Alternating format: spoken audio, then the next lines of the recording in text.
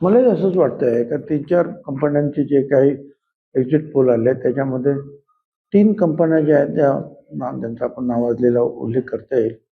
त्यांनी महायुतीच्या बाजूने कौल दिलेला आहे की यांचं सरकार बंद आहे. आणि मलाही सुद्धा तसं वाटतं कारण 6 महिन्यामध्ये ज्या ज्या गोष्टी म्हणजे लाडकी बहीण योजना असेल, शेतकऱ्यांना वीज बिल माफ करण्याचा प्रश्न असेल, शेतकरी सन्मान योजना ज्या 12,000 15,000 रुपये करायचा असेल, मुलींना फुकट शिक्षण देण्याचा मुद्दा असेल, शेतकऱ्यांना 1 रुपया फक्त घेऊन आपण 10 लाख रुपये पीक विमा दिलेला आहे.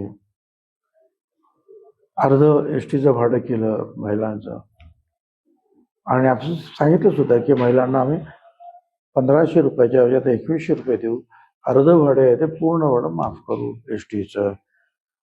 आमचे जे वृद्ध जो आहे आपला गट तो सुद्धा मोठा आहे आणि त्यांना सुद्धा आपण सांगितलं की तुम्हाला 12,000 रुपये मिळतात महिन्याचे वर्षाचे, तर ते आम्ही 15,000 रुपये करू. आणखी म्हणजे असेच जे सगळ्यांना जे आहे आपण आणि काही गोष्टी अंमलात आणलेल्या आहेत. विकास काम सुद्धा भरपूर मोठ्या प्रमाणावर जिकडे तिकडे झालं. समृद्धी मार्ग असेल, मुंबईमधले आपण पाहिलेले जे आहे अनेक जे आहेत ते टनेल्स वगैरे जे काही केले त्यातून फार सुधारणा डेव्हलपमेंट झालेली आहे, विकास झालेला आहे.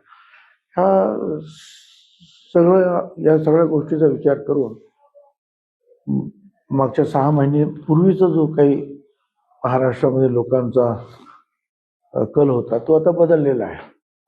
त्यावेळेला संविधान अमुक तमुक अशा अनेक गोष्टीचा विचार मांडला गेला. तो म्हणजे गैरसमज पसरवले गेले आणि मोदी साहेब प्रधानमंत्री झाल्यानंतर पहिलं काम त्यांनी संविधान जे आहे उच्च स्थानावर ठेवून त्याला नमस्कार ठेवून त्याच्यावर डोकं ठेवून सांगितलं की या संविधानाला जगात कोणी बदलू शकत नाही.